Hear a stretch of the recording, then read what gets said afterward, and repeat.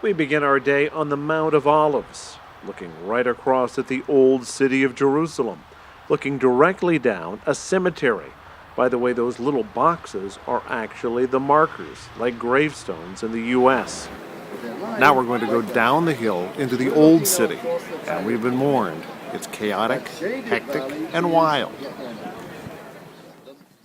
More on that later. Of course, the trip down is an adventure. This is a lot steeper than it looks, but we do take a lot of stops. For example, this one to get a closer look at the cemetery.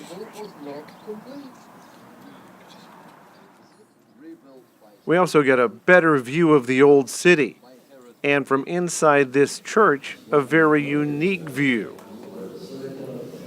As we adjust things, look at how the cross in the window lines up with the mosque in the old city.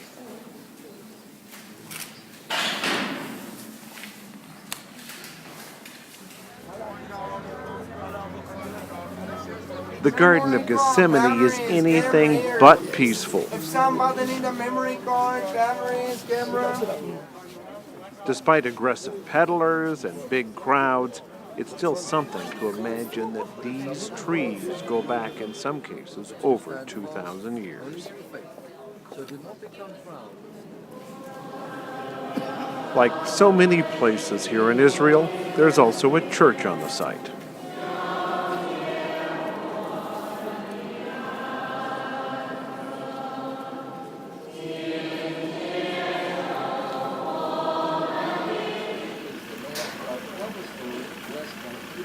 Finally, we reach the old city, and the pace of everything picks up.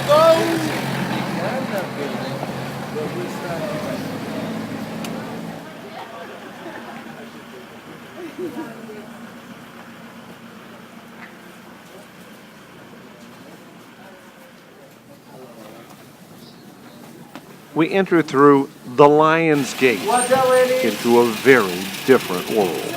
Open the seats. It's a world where cars and people compete on very crowded, walled roadways. And once you get into the marketplace, well, it just gets stranger and stranger.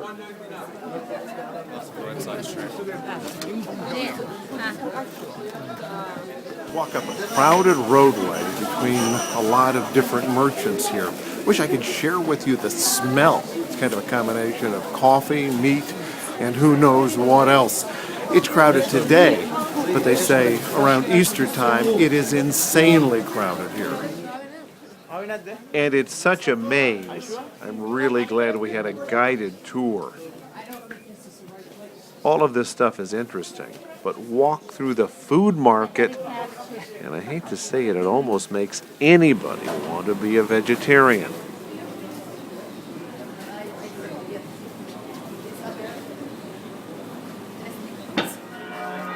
It's hard to imagine that all of that craziness coexists with churches, mosques, and synagogues.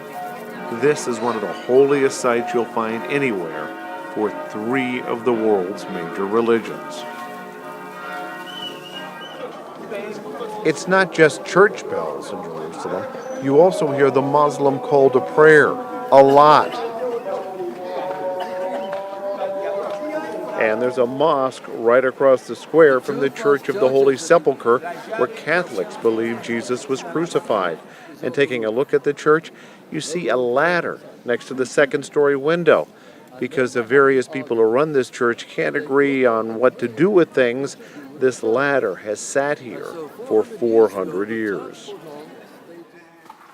Another site that may not be what it purports to be is the tomb of King David. And right upstairs, the upper room, where the Last Supper may have taken place.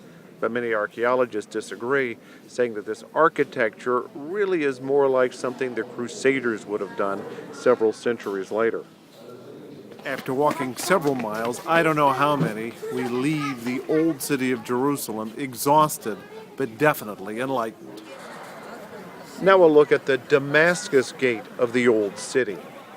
There's both the upper gate and also a lower gate. In the area around this, is a very wild, hectic neighborhood.